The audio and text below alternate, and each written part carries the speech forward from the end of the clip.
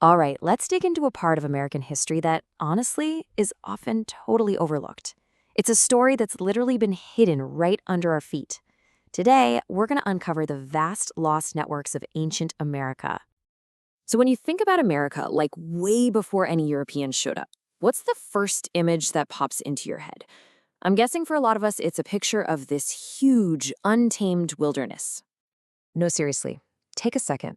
What do you actually see? Who's there? Whatever you're picturing, chances are it's the result of a very old and very powerful story we've all been told. You know the one. It usually goes something like this, right? Small, isolated tribes, kind of scattered across this immense, untouched wilderness, not really talking to each other. It's a powerful image for sure. But it might not be the whole story. Yeah, because the stuff archaeologists have been digging up for decades, it points to something completely different.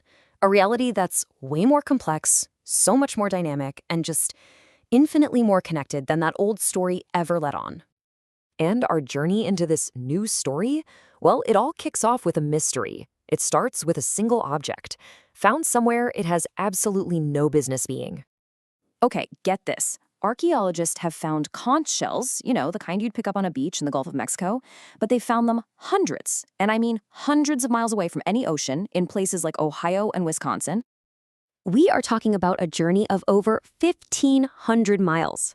To put that in perspective, that's like a shell traveling from Miami all the way up to Maine. And this was happening thousands of years ago. No cars, no trains, nothing. So that leads to the million-dollar question, right? How? How on earth did an object from the warm waters of the Gulf end up in the dead center of the northern Midwest? The answer? Well, it changes everything. It turns out those shells weren't just a fluke. They were just one piece of a much, much bigger puzzle. A continent-spanning system of trade and exchange. This incredible, dynamic network that connected dozens of different cultures across thousands of miles. And the sheer variety of stuff being traded is just wow. You've got razor-sharp obsidian, which is volcanic glass, from the Rocky Mountains turning up in the Ohio Valley. You have copper from the Great Lakes being used out on the Great Plains. And yeah, those conch shells from the Gulf making that trek up to the Midwest. It was a genuine continent-wide marketplace. Now, this is a really crucial point. People weren't just trading stuff.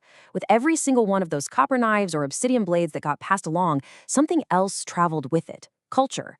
New ideas, new technologies, new art styles, even religious ceremonies. They all flowed along these exact same routes.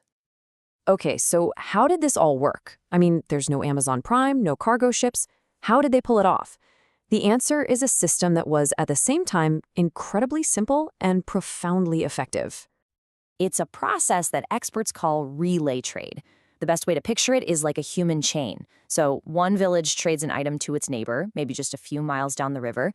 That village then trades it along to their neighbor, and on it goes. Over months or maybe even years, an object could pass through dozens of hands and travel clear across the continent. But here's the kicker. No single person had to make that entire epic journey. And right at the heart of all these networks, you had these massive hubs.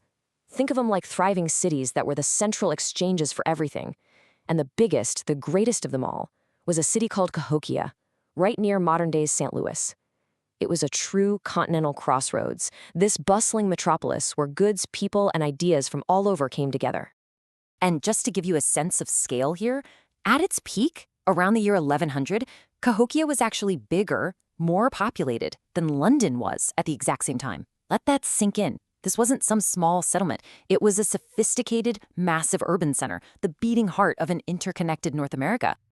So all this evidence, it completely shatters that old picture of ancient America, doesn't it? It forces us to move away from a story of isolation and towards one of deep, long-standing interconnection. So the old myth? Isolated, static, simple.